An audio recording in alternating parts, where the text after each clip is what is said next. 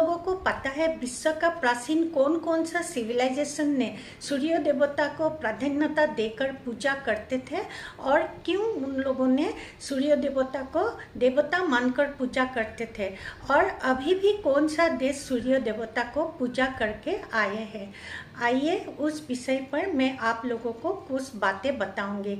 इस विषय पर कुछ बताने से पहले मैं आप लोगों को सूर्य पहाड़ तक लेकर जाऊंगी। आप लोगों ने सोचा होगा सूर्य पहाड़ तो हम लोग देखा ही है, लेकिन सूर्य पहाड़ से रिलेटेड कुछ बातें मैं आप लोगों को और बताने के लिए कोशिश करूंगी। इसीलिए मेरा रिक्वेस्ट है आप लोग मेरा ये वीडियो जरूर इन तक देखते रहिएगा। अभी हम सूर्य पहाड़ की तरफ जा रही हूँ। गुवाहाटी मेन सिटी से 132 किलोमीटर दूरी पर ग्वालपाड़ा जिला है और ग्वालपाड़ा जिला से लगभग 12 किलोमीटर दूरी पर अवस्थित भाटियापाड़ा गांव है।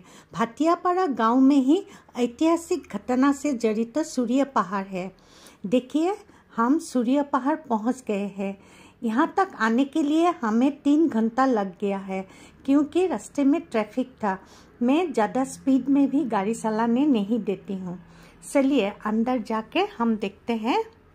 सूर्य पहाड़ का भग्नावशेष दिखाने से पहले मैं आप लोगों को इस जगह के बारे में और प्राचीन कामरूप अर्थात असम के बारे में कुछ बातें बताना चाहती हूँ, तब आप लोगों को समझने के लिए थोड़ा आसान रहेगा। देखिए मैं सूर्य पहाड़ में उपस्थित हूँ। सूर्य पहाड़ नाम से ही पता लग जाता है यह स्थान सूर्य पूजा और आराधना करने का प्रथा से जुड़ा हुआ था। वैदिक युग से पहले ही भारत में सूर्य पूजा का प्रथा प्रचलित था। ये धीरे धीरे वैदिक रीति रिवाज के अंदर आकर उपनिषद का एक अंग होने लगा। प्रख्यात ऋषि विश्वामित्र और आदि शंकराचार्य द्वारा सूर्य देवता की पूजा प्रसिद्ध होने लगा। भारत के अलावा प्राचीन इजिप्ट, रोमान, प्राचीन एशिया की पौराणिक सभ्यता समूह, अमेरिका के प्राचीन बासिंदा और इंडो यूरोप के लोग ने भी सूर्य को एक शक्तिशाली प्रधान देवता मानकर पूजा करते थे। एक्चुअली प्राचीन काल में सूर्य को उदय से लेकर अस्त होने तक सूर्य का गति और उसके साथ साथ समय और उष्णता के परिवर्तन अनुभव करके लोग आश्चर्य होकर देवता मानते थे। सूर्य के बिना संपूर्ण अंधकार हो जाते हैं, इसलिए लोग जैसे इजिप्ट के लोग बौद्ध के द्वारा, स्पेन के लोग 4 घोड़े के साथ और भारत में 7 घोड़े को लेकर रथ के द्वारा सूर्य देवता पूर्व से पश्चिम दिशा तक रोज गति करते हैं करके विश्वास करते थे। मानव सभ्यता ने सूर्य से विश्व ब्रह्मांड का और जीव का सृष्टि और वृद्धि हुआ ये विश्वास करके पूजा करना प्रचलित किया था। विश्व के अन्य प्राचीन सभ्यताओं की तरह भारत में भी सूर्य देवता को प्राधान्य देकर जगह जगह प्रख्यात सूर्य मंदिर का निर्माण किया गया था। भारत में 12 प्रसिद्ध सूर्य मंदिर है। अनुमान ख्रीस्तपूर्व 5th सेंचुरी में श्री कृष्ण और सत्यभामा के पुत्र शंबा ने जो सूर्य मंदिर मुल्तान शहर में बनाया था वह मंदिर सबसे पुराना है, जो मंदिर पाकिस्तान की पंजाब प्रांत में है। 10वीं शताब्दी के अंत में इसको इस्माइली शासकों द्वारा नष्ट कर दिया गया था। विश्व की सबसे प्राचीन सभ्यता दक्षिण अमेरिकी देश पेरू में स्थित माचू पिच्चू का इनका सभ्यता ने भी सन और मून का पूजा करते थे। माचू पिच्चू दुनिया के 7 वंडर्स के अंदर एक वर्ल्ड हेरिटेज पवित्र स्थान है। उत्तर अफ्रीका का प्राचीन इजिप्ट सभ्यता में भी सूर्य को देवता मानकर पूजा करते थे। लगभग ख्रीस्तपूर्व 2000 शतिका में ज़्यादातर प्राचीन इजिप्ट में लोग सूर्य का गतिविधि और उष्णता परिवर्तन को ध्यान देकर रा, री, अतम, अमन, प्रा, होराक्टी आदि अलग अलग नाम से पूजा करते थे। जैसे भारत में भी सूर्य देवता को 12 महीना में 12 नाम से पूजा करते हैं। सूर्य माया सभ्यता लोगों के लिए मुख्य पूज्य देवता था। माया सभ्यता के लोग ने सन को किनिस आहव कहते थे। किन मीन्स सन। माया क्रिएटर गॉड, फेदर सर्पेंट, सन अर्थात नेचर को गॉड मानते थे। इसी तरह विश्व के हर प्राचीन सभ्यता के लोग सूर्य को देवता मानकर पूजा करते थे। भारत में अभी भी सुबह सुबह जल चढ़ाकर सूर्य देवता को पूजा करते हैं। भारत की तरह प्राचीन इजिप्ट में भी सूर्य को जल चढ़ाकर पूजा करते थे। देखिए पिक्चर में स्पष्ट रूप से दिखाई दिया है। समय की परिवर्तन के साथ साथ धीरे धीरे हर जगह पर अन्य देवी देवताओं ने प्राधान्यता लाभ करने लगे। असम का सूर्य पहाड़ के वर्णन 10वीं शतिका के अंदर रचित कालिका पुराण में भी उल्लेख है। कालिका पुराण में असम का 2 सूर्य पूजा का क्षेत्र उल्लेख है, लेकिन अभी तक एक का ही खोज कर मिला है। इस पहाड़ में जो भग्नावशेष मूर्तियां आदि मिला है, आर्कोलॉजिस्ट ने अवलोकन करके 5वीं शतिका से 9वीं शतिका के होने की संभावना व्यक्त किया है। आइए हम सीढ़ी उतरकर नीचे जाकर देखते हैं। यहाँ नीचे आकर आप लोग हर छोटा बड़ा पत्थर में शिवलिंग खुदित किया हुआ देखने को मिलेगा। कथित है वेदव्यास ने द्वितीय काशी बनाने के उद्देश्य में 1 लाख शिवलिंग खुदित करवाने के लिए शुरू किया था, लेकिन एक कम पड़ गया। फलस्वरूप द्वितीय काशी बन नहीं पाया। लोक कथा अनुसार 99,999 शिवलिंग यहाँ बनाया गया था, लेकिन अभी तक लगभग 100 शिवलिंग उद्धार हुआ है। पहाड़ के ऊपर नीचे बिखरे हुए शिवलिंग छोटा बड़ा पत्थर में पड़ा हुआ है, लेकिन इस बात का कोई ऐतिहासिक प्रमाण नहीं मिला है। आप लोगों ने जो ये बड़ा सा पत्थर के ऊपर 12 भुजा का मूर्ति देखा, ये विष्णु का विश्वरूप है, जो महाभारत युद्ध क्षेत्र में भगवान कृष्ण ने अर्जुन को दिखाया था। कोई पंडित लोग ने ये मूर्ति को दुर्गा मूर्ति और कोई लोग सिर पर 7 सांप का फन देखकर मनसा मूर्ति बोलकर मत प्रकाश किया है। इस वितर्क को लेकर यहाँ केवल आप लोग बोर्ड में दशभुजा मूर्ति लिखा हुआ देखेगा। मेरा हिसाब से ये विष्णु मूर्ति है। मैं आर्कोलॉजिस्ट नहीं हूँ, साधारण ज्ञान से हरिहर मूर्ति के साथ सिर पर सांप का फना लेकर विष्णु ही है। एक्चुअली ये 12 भुजा है। अच्छा से आप लोग गिनती करके देखिएगा। मुझे जो पंडित जी मिला था, उन्होंने भी विष्णु मूर्ति बोला।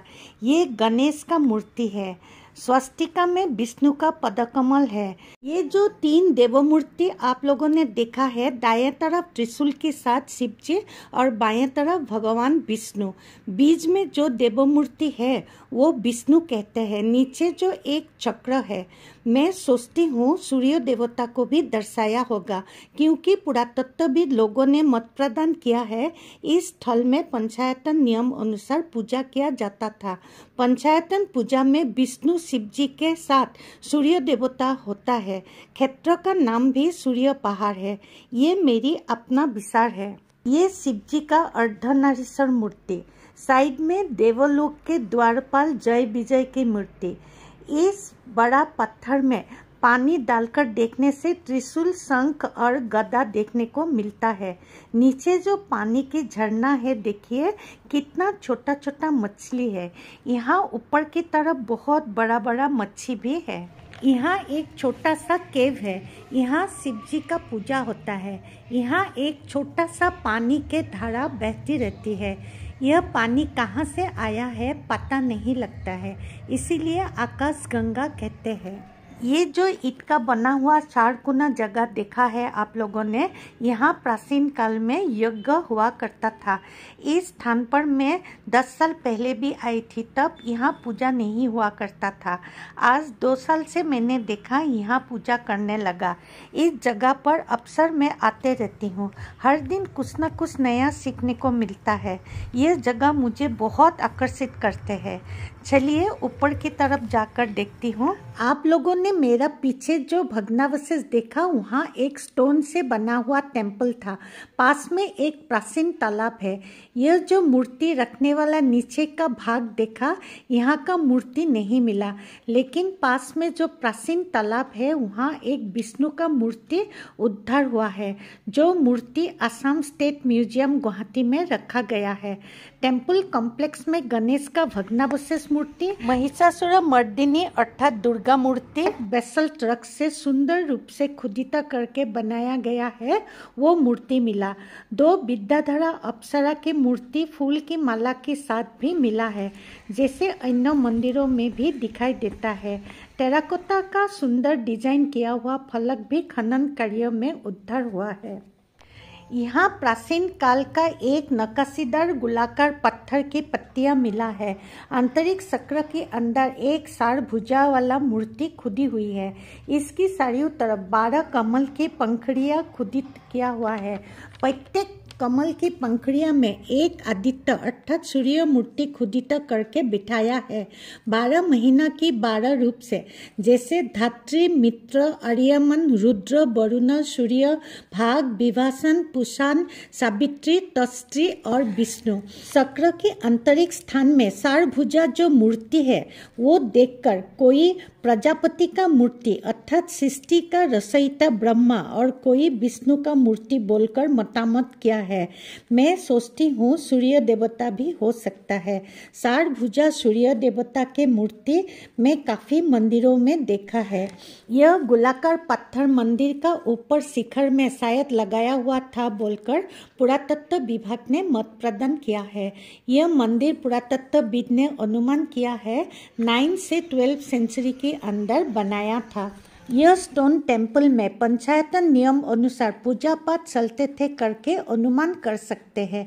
पंचायतन पूजा सनातन धर्मों में श्रेष्ठ पूजा माना जाता है। पंचायतन पूजा में 5 देवताओं को पूजा किया जाता है। 5 देवताओं के अंदर गणेश, आदिशक्ति, शिवजी, विष्णु और सूर्य देवता होता है। यह गणेश कुंड है। गणेश कुंड से आगे जाकर एक गुफा मिलता है। वहाँ जैन धर्म के आदि गुरु ऋषभनाथ और नेमिनाथ का मूर्ति बड़ा पत्थर के ऊपर खुदित किया हुआ देखने को मिलेगा। यहाँ से फिर 340 तक सीढ़ियाँ चढ़कर ऊपर भगवान ऋषभनाथ का ध्यान अवस्था में मूर्ति खुदित किया हुआ देखने को मिलता है। जैन धर्म के 26 तीर्थंकर में से ऋषभनाथ आदि गुरु नेमिनाथ 22 नंबर में है और अंतिम तीर्थंकर महावीर कबीर था। 26 तीर्थंकर का अलग अलग प्रतीक होता है। भगवान ऋषभनाथ का प्रतीक बैल है। देखिए यहाँ दोनों तरफ बैल है। नेमिनाथ का प्रतीक शंख है। आइए फिर आगे चलकर देखते हैं। आप लोगों ने जो ये स्थान देखा, यह एक ईंट का बना हुआ पवित्र मंदिर का देवस्थान अर्थात गर्भगृह था। वॉल के साथ लगाकर रेक्टेंगुलर ईंट का बना हुआ एक पोर्शन देखने को मिलता है।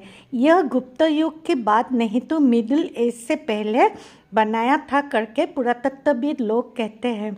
यहाँ खनन कार्य में बहुत टेराकोटा का सुंदर सुंदर डिजाइन किया हुआ फलक मिला है। बुद्ध देव का हेड पोर्शन भी मिला है। फिश, लता, लायन, माइथोलॉजिकल मूर्तियाँ, मोल्डेड टाइल्स, पॉट आदि अनेक वस्तुएं मिला है। 4th सेंचुरी से लेकर 10 to 11 सेंचुरी तक म्यूजियम में रखा हुआ देखने को मिलता है। आप लोगों ने फोटो में जो देखा, पहाड़ के ऊपर की तरफ बौद्ध स्तूप है। इससे पता चलता है प्राचीन कामरूप में बौद्ध धर्म का प्रभाव पड़ा था। कम से कम 25 नंबर छोटा बड़ा साइज का स्तूप यहाँ है। पहाड़ के ऊपर साइड में एक ही लाइन में बड़ा ग्रेनाइट पत्थर के ऊपर 3 स्तूप पूर्व दिशा पर मुंह करके बनाया गया है। स्तूप में जो 3 रेखा डालकर भाग बनाया जाता है उसको वेदी, मेधी, अंडा और हार्मिका कहते हैं। ऊपर में जो स्क्वायर साइज का एक बनाता है उसको हार्मिका बोलता है। हार्मिका के ऊपर एक 17x17 वाली और पैरासोल रहता है। यहाँ देखने को नहीं मिला, संभव निकल गया है। कोई लोग कहते हैं यह 3 स्तूप धर्म, संघ और बुद्धा समझाने के लिए बनाया गया था। बौद्ध धर्म में ये स्तूप गुरु और शिष्य लोग मोक्ष प्राप्त करने के बाद उन लोगों का अवशेष के ऊपर स्मृति के लिए बनाया जाता था। गुरु स्मृति अर्थात स्तूप निर्माण करके उसके सामने बैठकर शिष्य लोग ध्यान करते थे। यहाँ का म्यूजियम में मैं एक चीज़ देखकर हैरान हो गई थी।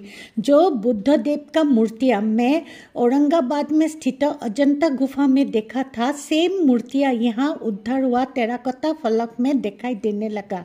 ख्रीस्तपूर्व 2nd सेंचुरी से 480 CE तक बना हुआ एक जैसे मूर्ति यहाँ देखकर मुझे कैसा लगा मैं आप लोगों को बता नहीं सकती हूँ। गौतम बुद्ध का ये मूर्तियों को हजारों बुद्धा कहते हैं, लेकिन हजार नहीं है। देखने से मूर्तियाँ एक जैसे लगने से भी हर मूर्ति का मुद्रा अलग अलग है। यह ध्यान की मुद्रा का अर्थ अलग अलग है। इस मुद्राओं का पेंटिंग भी अजंता केव में देखने को मिलता है। कोई यातायात का सुव्यवस्था नहीं रहकर भी लोग कैसे एक जैसे धर्म का प्रचार करते थे सोचकर आश्चर्य हो जाती हूँ। खुद को हम लोग मॉडर्न दुनिया में रहती हूँ करके सोचती हूँ, लेकिन पुराना जमाना में लोग हमसे भी आगे था। हम लोग एरोप्लेन में यात्रा करके भी थक जाती हूँ। यह जगह ब्रह्मपुत्र नदी के बिल्कुल पास में है, इसीलिए लोग व्यापार वाणिज्य के लेन देन करने के लिए और धर्म प्रसार के अर्थ दूर दूर से यातायात की सुविधा के लिए यहाँ आया करते थे। ब्रह्मपुत्र दूधनई कृष्णा नदी के संगम के पास यातायात की सुविधा के लिए भास्कर वर्मा ने भी यह जगह पर कामरूप का राजधानी प्रागज्योतिषपुर निर्माण किया था। ये बातें सिंह परिव्राजक ह्वेनसांग की तुका से जानकारी मिलता है। मैप में देखिए, गुप्त युग असम के प्रागज्योतिषपुर तक फैला हुआ था। संपूर्ण उत्तर भारत पर शासन किया था। गुप्त वंश परंपरागत रूप से एक हिंदू राजवंश थे और ब्राह्मणवाद के संरक्षक थे, लेकिन फिर भी जो बुद्ध और जैन धर्म के प्रति अनुरागी थे उन लोगों को अपने धर्म का पालन करने की अनुमति देते थे। यहाँ जो 4th सेंचुरी का बौद्ध मूर्ति मिला उसी से इसका प्रमाण देते हैं। इसीलिए शायद यहाँ हिंदू, बौद्ध और जैन धर्म का एक सम्मिलित रूप देखने को मिलता है। ऐसा सम्मिलित स्थान प्राचीन इलोरा गुफाओं में देखने को मिलता है। प्राचीन समय में यह जगह सबसे पवित्र तीर्थस्थलों में से एक था। आप लोगों ने जो ये मंदिर अभी देखा, प्राचीन काल में देखने के लिए ऐसा नहीं था। कॉनिकल शेप में हुआ करता था। 8 साल पहले मैं जब यहाँ आई थी तब यहाँ इतना लोग नहीं आता था। यहाँ पूजा भी नहीं होता था। आजकल यहाँ और नीचे भी पूजा होने लगा। पहले हमें ये मंदिर शिव मंदिर बोला था। पुरातत्वविद की मान्यता के अनुसार ये मंदिर 11 से 12 शतिका के अंदर स्थानीय किरात वंश के राजा ने आहोम लोग असम आने से पहले बनाया था करके मत प्रदान किया है। प्राकृतिक दुर्योग के कारण ये मंदिर खराब हो गया था। प्राचीन मंदिर को सुरक्षित रखने के लिए नया रूप दिया गया है। आर्कोलॉजिकल सर्वे ऑफ इंडिया ने सूर्य पहाड़ क्षेत्र को सुरक्षित करके आर्कोलॉजिकल साइट घोषित किया है। आज के लिए मैं विदाई लेती हूँ। आप लोगों को मेरा ये वीडियो कैसा लगा ज़रूर बताइएगा। अगर आप लोग YouTube चैनल पर देख रहे हैं तो मेरा चैनल को लाइक करके सब्सक्राइब कर दीजिएगा।